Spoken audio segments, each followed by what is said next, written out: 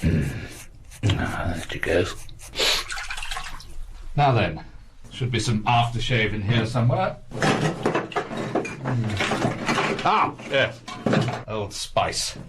Bom, bom, bom, bom, bom, bom, bom. Wonder how much Carl Orff trousered in royalties for that.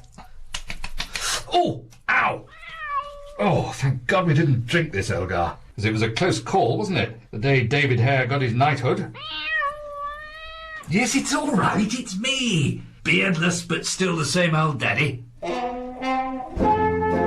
Ed Reardon's Week by Christopher Douglas and Andrew Nichols. Episode 3, Undercover. Monday. In every writer's career there comes a moment when the buffeting vicissitudes of fate compel him to forsake words for action. Just like... who was the one who took up boxing? Hemingway, was it? Got a funny feeling it was Truman Capote. Anyway, check that later. Ed Reardon, too, finds himself on the brink of a great adventure as he sets aside the pen and takes up the sword. The Wilkinson sword, in my case. 10 disposables for £2.50, sensitive skin. As my mission, dangerous as it may prove to be, demands a whole new identity. Appropriately enough, it all began at an identity parade last week at Berkhamsted Police Station. Mystery shopper. That's what you should do, Beardy, if you're strapped for cash or food. Yes, Dave, perhaps we could talk about this later. Could do with a new pair of trousers as well, by the look of things. Please, Dave, we're not supposed to talk to each other. Right, numbers 3 and 4 out of the lineup. Oh, now look what you've done. Sorry, Mr. Reardon. Maybe you could tell your friend, Mr. Wang. He isn't my friend. He appeared in my episode of Tenko, that's Yeah, he killed me off, the rotten sod. And then we worked together on an episode of something else, BBC Two. Yeah, and he got me fired off that. You're right. You're not his friend, are you? But the episode I'm interested in is what may or may not have happened on the canal towpath in broad daylight on Monday afternoon, for which we need 6 late middle-aged men with furtive expressions on their faces. Well, we fit the bill, especially him. 6 men who've never met before, certainly not on BBC Two. Yeah, it's not fair on the rest of us in the lineup. That's him, the one in the fishing hat. I wasn't sure at first, but now I've heard his voice. Damn, that's the second stupid thing I've done this week. Make him say, don't get many of these to the pound, do you? No, look, you're all right, love. Don't worry, he's toast. Oh. Well, I take it from the unexpected resolution of the abomination on the towpath incident that none of us will now be getting our £10 attendance fee. Correct. Oh. And now I've got a mountain of paperwork thanks to this. Can we still use the subsidised canteen? Go on, get out of my hair while I try and sort this lot out. Why can't he keep his mouth? Of course, technically, you shouldn't have let us up here. Well, technically, you should pay for my wagon wheel, because you just cost me £10, which I was counting on to buy food for the week. You can have all the food you want if you're a mystery shopper. Yeah, so you keep saying. I take it the acting work's dried up. No, this is the same thing, really. Pretending to be something you're not. Free booze, too. I got a 2-litre bottle of cider when I was mystery shopping at Asda. Really? And what exactly does being a mystery shopper involve? Not that I'm very interested, but I sense you're going to tell me anyway. See, I work for this agency, Retail Satisfaction Horizons. The client, supermarket or the shop, hires us to go in incognito and report back on standards of service, politeness, quality of goods, whatever. And how does this translate into free cider? You get to keep your purchases and then the agency reimburses you for what you spent. So you do have to hand over money first. I'm beginning to see flaws in this arrangement already. Doesn't have to be shops. It's quality assessments on everything, Ed.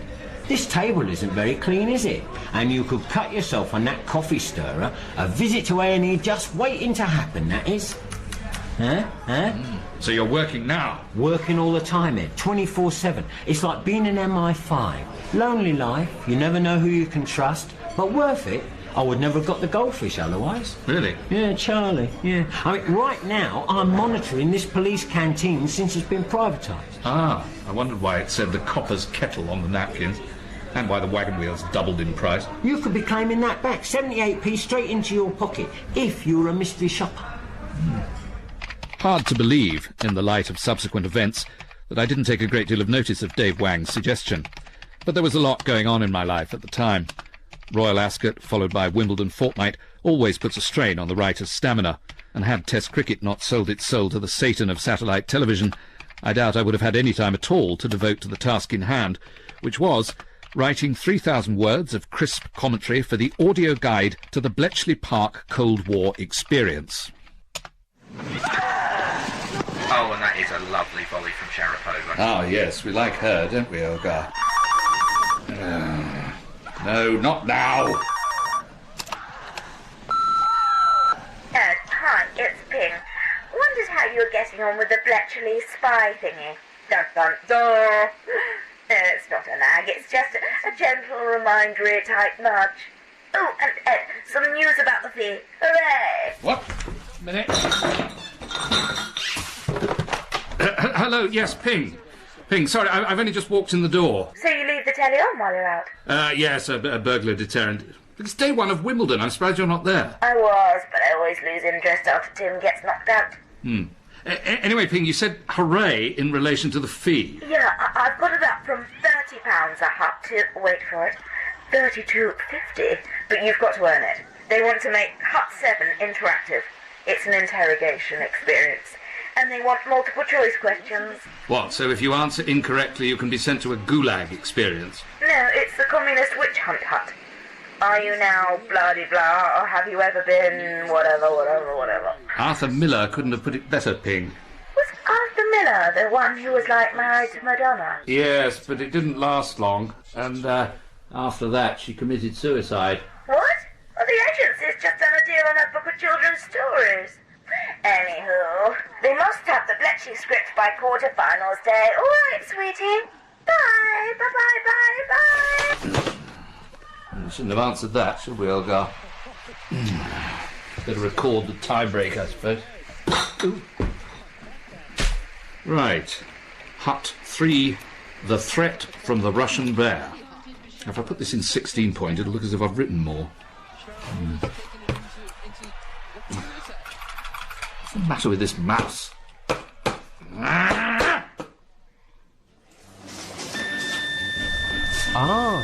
What's the matter? Your card's not going through. Well, why isn't it? Dunno. That's weird. See what the computer says. Well, look, it's PC Planet, or whatever you call yourselves, who insisted I have this store card in the first place. Now you tell me it doesn't work. I could have given you cash. OK, if you've got the cash, that's no problem. No, I could have given you cash, but I didn't bring any because I got a store card. Maybe the account's been frozen. Well, why would it be? Could have been a fraudulent attempt to use it. Oh, yes, Osama bin Laden, probably. Trying to get free self-sealing envelopes. Amazing how these terrorist cells operate. Ooh, tut-tut. What? Naughty, naughty. Jason, I'm at least 30 years older than you. Thought so. Your eyesight's terrible. The badge says Jonas. Nevertheless, Jonas. And you've got a county court judgment against you, it says here. What? That was 5 years ago. And I paid the debt off. Not according to this. And I did a month of all-night shifts at the post office. I cut hedges for the council during the day. I ghosted Sian Lloyd's book of recipes for all weathers during my lunch break. Oh, yeah. What's she like? The devil incarnate. I quite like her. Joking. What you should do is write to the Credit Reference Agency. Cost you £2. Can you manage that? Get your name taken off the list. Right.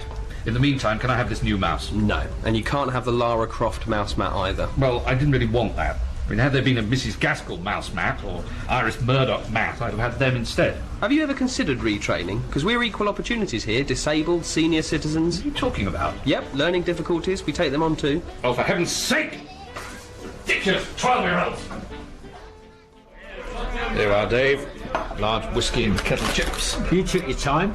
Well, the barmaid was a little surly when I gave her a cheque. And she didn't seem to know how to work the optic. See, you're getting the hang of mystery shopping already. I knew you would. You'd be a natural. All right, then, just give me the number of this organisation and I'll take it from there. You sure you want to do it? Changes your whole life, you know. Yes, I've put up with cheek from infant Berkhamsted shop assistants for long enough. It's time somebody stood up for the silent majority. Yeah, well, make sure you are silent. Don't say you know me at the job interview. I'm not going to blow your cover, Dave. As far as I'm concerned, we're lone wolves, you and I. That's my code name, you know, Lone Wolf. That's the name they ask for when they ring the phone at the hostel. I fancy I might be the Grey Fox. A word to the wise, Grey Fox. You sure we're not being overheard? Well, the way you tell it, you've had a run-in or been refused credit at every shop in town. So? So, Beardy, you need to change your appearance drastically. So, that was how it happened, and Ed Reardon finds himself presenting his nobly naked chin to the world for the first time since we had a proper Labour government in 1979. No, don't lick the brush, Elgar, that's shaving cream. There's plenty of the real stuff in the house soon enough, or my name's not the Grey Fox. Should I have some cards printed up? No, that defeats the whole point of the exercise. Pity, though. If memory serves, 1979 was also the year of the ITV technicians' strike. This meant the script commission for General Hospital I'd been counting on was tragically cancelled, necessitating a unique foray into the employment market. The dismal interview for the job of writing humorous birthday messages at the Majestic Greeting Card Company was a memory that weighed heavily on my mind as I entered the premises of Retail Satisfaction Horizons, suited and booted, but not socked, thanks to Elgar regurgitating a mixture of badger brush and foam into my chest of drawers. And what qualities do you think you'd bring to Retail Satisfaction Horizons, Mr. Reardon? Well, I'd like to think I'm a happy-go-lucky kind of chap, go with the flow. There's no point in getting wound up about things, is there? You're a long time dead. No point in losing your temper, for heaven's sake. No, happy-go-lucky, that's me. Yeah, as you said. Would you like me to open a window? You're looking a bit hot. As you like, I'm easy. When do I start getting paid? Well, let's see if you're suitable for the job first, shall we? Right. Suitability. What qualifications do I have for going into a shop, buying something, and coming out again? Well, as you can see from the way I entered the room, I can walk. But obviously, it's your decision. I mean, I'm happy-go-lucky, so So, next question, please, Carol. Do you have any alcohol problems? Is that any of your business? No. Well, I'd be able to walk into the shop in a straight line. Or a criminal record? I see there's a county judgment against you. No, that was settled. Really, I'm getting just a little bored with answering that. Well, we do have to ask you these questions, otherwise we'd be wasting our time. Yes. Or looked at another way, I suppose I could be wasting mine. Well, I'm afraid, Mr. Reardon... 43 minutes of my time, to be exact, since I came through your malfunctioning revolving door, sat in reception being completely ignored by Sandra at the desk, who was preoccupied with painting her nails magenta, and reading this week's Take a Break with its absolutely fascinating analysis of Sienna Miller's holiday plans. Oh, where's she going? Whitstable, apparently, on her own. But that's as much as I could glean. I was reading it upside down. So, you keep your eyes open, Mr. Reardon? Yes, and from the way you're putting the top on your Spamalot pen, I decipher this interview is over. You're right, Ed, and you've got the job. I have? Welcome to Team Retail Satisfaction Horizons. Here's your information pack, and we'll be contacting you about your first assignment. Thank you. Very handy plastic folder. Ooh, 3 jumbo paper clips. Well, it's all gravy so far. There is just one thing. I knew it. What? We do ask all our gentlemen mystery shoppers to wear socks. Wednesday.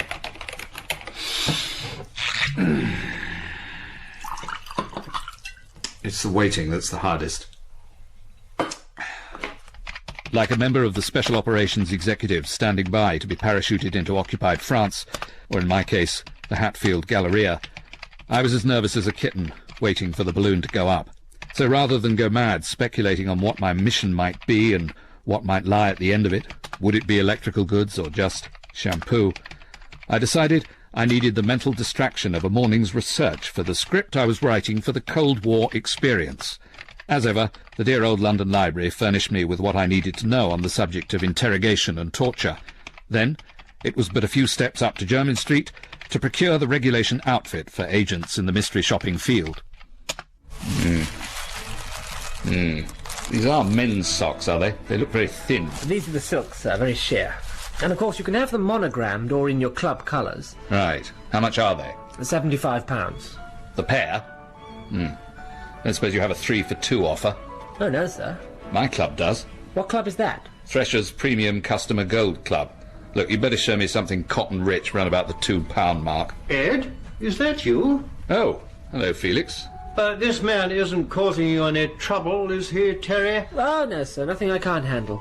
I had Mr. Snoop Dogg in earlier this week, wanting the initials on his handkerchiefs changed from when he was Mr. Snoop Doggy Dog. Yes, I imagine that'll save confusion down at the crack den.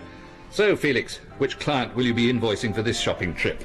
No, the Quidnunks are playing at Wormsley. I can't turn up in these MCC braces. I'd be a laughingstock. Not to mention a threat to aviation. What about these, Felix? They're really cool. Oh, for God's sake, girl. Have you gone mad? Those are for ordained bishops only. You're meant to be giving me a second opinion. Sorry. Hello, Ping. Don't suppose you have any money for me, do you? Look, if you're you're selling the big issue or something, you really should have a proper badge with your name on it and, like, I'm not going to stab you or whatever. No, Ping, it's Ed Reardon. Oh, my God. Oh, God, sorry. That's just totally weirded me out. Like you haven't got your beard on. What happened? I'm afraid I'm not at liberty to tell you, Ping. Oh, look what happens to your mouth when you speak. Oh. So, you doing any work on the Bletchley script, or are you just concentrating on, like, walking around frightening people? He did something similar many years ago before you were born, Ping. Ed passed out on the barbecue at the office summer party. The smell of burnt beard hung around for months. Knightsbridge was in virtual darkness. 1979. Those were the days. Shame you're too stingy to have had a summer party since. Oh, no, we have one every year. It's quite a big thing now. In fact, while we're here, I'll get a new straw hat. Shut up, Felix. I see. So, when's the next one? I'm afraid I'm not at liberty to tell you that, Ed. So in tonight's class, we're going to be looking at the world of espionage and the craft, please God, not the genre, of writing spy fiction. Nothing more pretentious than the unnecessary use of French, I find. Pret-a-manger, that's French. Yes, after fashion. So, did you enjoy your panini? I'm sorry, what panini? The one you had at lunchtime. With the chocolate muffin. At Pret-a-manger in the Galleria. I've never been there. Yes, you have. At 13:24 today. And you spilt that smoothie deliberately, didn't you? To see if they'd wipe it up. And what, were you all there? No, but I was.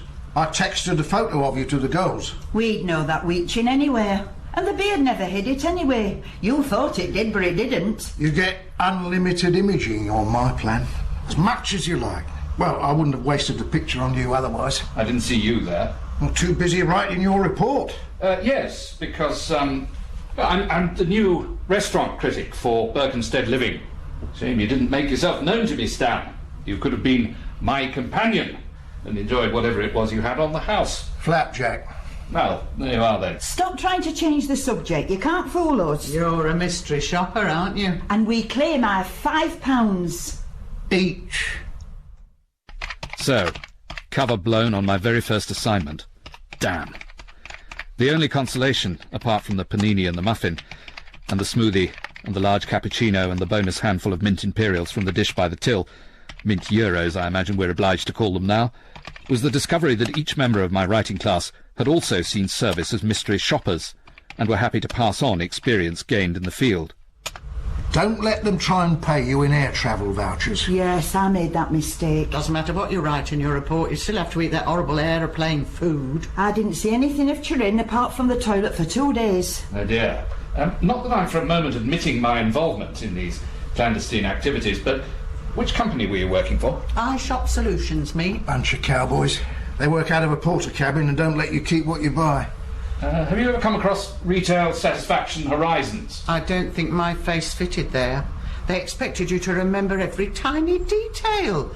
Whether the assistant's fingernails were clean, did the music encourage you to shop? Well, if you've only gone in for a chat, it spoils it for you, having to write it up. Well, it's a skill, like anything else. You can be juggling 8 mystery shopping jobs at once sometimes. Finding different ways of saying unhelpful, that stretches you. That's the kind of writing you ought to be teaching. Something that helps us make a bit of money. I rather hope that's what I was doing. If we could get back to tonight's subject, spy fiction... Hang on. We were meant to start our break 4 minutes ago. Why, you're not reporting on me, are you, Stan? I might be. And it's Tiger Shark to you. Friday. If 30 years as a professional writer has taught me anything, it's to follow the sensible maxim, trust nobody and watch your back. And the same applies to mystery shopping. When I sat down to compose my report, I knew I could write the pants off Stan, Pearl, Olive, and the whole damn lot of them. 4,000 words and a bottle of Jameson's later, I had Pret-a-manger pinned down, how did Eliot put it, like a patient etherized upon a table. For patient, read chocolate muffin, and for table, read table, but regularly wiped down. You have email. Ah, from Retail Satisfaction Horizons. My next assignment, Elgar. Oh. Not Pet World, I'm afraid. Very far from it. It's a switchback ride in this game. and my control at Retail Satisfaction Horizons seemed to assume that I had access to a car, possibly because on my application form I had light-heartedly suggested that I drove an Aston Martin DB7 with an ejector seat and bulletproof tyres. This jeu d'esprit now left me with the problem of finding my way to the giant new IKEA off junction 20 of the M25 without the benefit of a bus route. Yes? Oh, hello, Dave. Ah, no, you can't call me that anymore. I shaved it off, as you suggested. Oh, you're doing IKEA too, are you? Oh. Yes, I was just wondering how to get there. It's great, this, isn't it? Two guys out in the loose in the middle of the day, unattached. Unsalaried as well, unfortunately. Still, I'm getting a ride in the front of a Toyota. Move that bag of washing if it's in your way. Oh, thank you. Normally I'm in the back of one of these, sitting on a polythene sheet focusing on a sign saying £35 if you vomit. Oh, she's nice. Oh, hey, we could be like those two buddies in that movie, driving around the wine country trying to get laid. Well, you mean Some Like It Hot? Nah, more recent than that, and we're not wearing women's clothes. Mind you, if they sent us off to do a mystery shop at Dorothy Perkins. Ah, still some beer in this. Sideways, that was it. Did you see it? No, I was going to. It was on at the Rex, but I arrived a little the worse for wear, so I got thrown out before I could take my seat. Bit ironical, that, innit? Oh, there's a majestic wine warehouse over there. Shall we go in and trash the tasting table? Well, maybe on the way back. Need to keep a clear head for this. All right, then. Workaholic. Why do you think they're sending us out as a pair? Big store, innit? Big job for our company. Wouldn't be surprised if there's a few of our rivals sniffing around trying to get their hands on a mystery shopping contract. You mean like those cowboys from iShop Solutions? Oh, don't make me smile. They're a disgrace to the profession. Of course, if you pay peanuts, you get monkeys. What do they pay, exactly? Peanuts. And quavers, pork scratchings, meal deal vouchers, they're the kings of the junk food retail outlets. And they've got no business trying to muscle in on the IKEA market. It's a dirty game, Dave. No one pretended it was going to be easy. You come into this with your eyes open, grey fox. Oh, we started, have we? Right. Notebook, pen, glasses, socks. Check.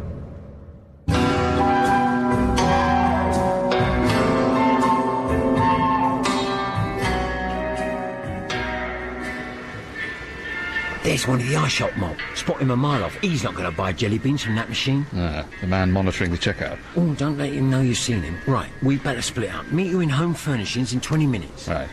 What do you have in mind? Just a little fun and games at the expense of iShop Solutions. You'll find out soon enough. So, synchronised watches? I'm afraid I had to sell mine after a setback over a radio play. Well, ask one of the girls in yellow T-shirts. They're meant to help you. Oh, and if they don't, stick it in your report. Well, I could check those wall clocks they seem to have everywhere, showing the time in London, Tokyo and Moscow. Yeah, whatever. Why do they do that, do you think?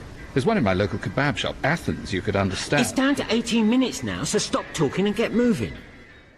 After a by no means disagreeable quarter of an hour lying on a hingist to see if I'd be turfed off, which I wasn't, black mark there, I made my way to the rendezvous. Right, let's just stroll over and look at that book of fabric swatches. Oh, look, Dave, there's Jellybean Man pretending to look at curtain poles. Do you think he followed us? He's playing right into our hands. Now, you take this. What is it? It's an Odin. Yes, but what is it? It's an all-purpose tool from the kitchen department. Peels potatoes, shells eggs, guts herring, and cuts the wire attaching this book of swatches to the counter. Why would I do that? So we can nick something under Jellybean's nose and then report his company for negligence. Now, get cracking while I distract Yellow T-shirt. Couldn't I take something more useful, Dave? Like this Schnurgler, for example. Come on, Ed, keep up. It's quite a heavy book, Dave. Some of these fabrics are pure wool. Certainly got the adrenaline pumping, though. Yeah, you did well. You sure Jellybean Man didn't see you? Quite sure. He was on my blind side. I was in full view of the CCTV cameras, though. Perfect. Should we take it back now? Let the dust settle for a bit. See if the Odin can cut through those meatballs in the canteen. All right. Tuesday. I like to think Operation IKEA would have met with the approval of the great George Smiley himself, though he probably would have bought his own soft furnishings from Heels. After I returned the book of swatches to its rightful place, the mission was complete, with no harm done. Except to iShop Solutions, of course. Their reputation as mystery shoppers would be in tatters, once Dave Wang had made his anonymous call from a payphone at a service station on the M25. I was getting a bit of a taste for this and could hardly wait for my next assignment. You probably know why we've called you in, Ed. Some sort of pat on the back, I imagine, for the consistently high standard of my reports. Is there an award for mystery shoppers? Not that I believe in that kind of self-regarding asininity. There was something incomplete about your last report. Oh, did I leave out the weather again? Sorry, Carol. You forgot to mention that you shoplifted a book of fabric swatches. I don't know what you're talking about. Are you now, or have you ever been, an associate of Dave Wang? Who? Maybe this will jog your memory. What is it? A TV remote control. Oh, I thought you were going to put an electric shock through me or something. Couldn't I take something more useful, Dave? Like this snurglo, for example. And that's also you on CCTV, cutting the wire on the book. And that's what lost us the IKEA mystery shopping contract, which has now gone to iShop Solutions. But Dave Wang and I were trying to discredit them. Is this the same Dave Wang who's the managing director of iShop Solutions? What? But I thought he worked for you. He did. But he left us to set up on his own. Which is what I suggest you do now, Ed, because you won't be working anymore for Retail Satisfaction Horizons. And we'd like your information pack returned, please, in its plastic folder. No, all right. I'm afraid I used one of the jumbo paper clips to clear out the defrosting hole at the back of the fridge. Oh dear. And you showed such promise. Well, I guess it's the promising ones you have to watch most closely of all. So, farewell then, Grey Fox. Friday. So, I'd been taken for a stool pigeon and sold down the river by Dave Wang, double agent.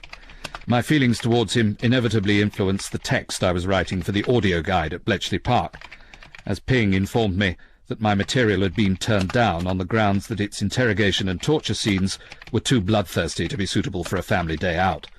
While she was trying to re-pitch it to the London dungeon, I was forced to consider other employment options. Hello, Mr. Reardon. What can we do you for today? Well, I was hoping there might be some identity parade work. Well, there is actually. Got a bit of a crime epidemic on our hands. Ah, good. Well, it is and it isn't. There's a disgusting new craze sweeping through the home counties. Well, car parks anyway. Dogging. Yeah. What's that, having a Rottweiler without a licence? No, not quite. Trust me, you don't want to know. Well, I'd better, so I can get into character. It's a real shame we can't use you. It's your appearance, I'm afraid. What's wrong with it? Well, you just look too innocent. And that's no good to us. How long will it take you to grow the beard back? Heaven's sake. Ed Reardon's Week starred Christopher Douglas, with Stephanie Cole, Eve Dallas, John Fortune, Sally Grace, Simon Greenall, Sally Hawkins, Matthew Holness, Geoffrey McGiven, Rita May, Paul Richard Biggin, and Geoffrey Whitehead. It was written by Christopher Douglas and Andrew Nichols. The producer was Simon Nichols.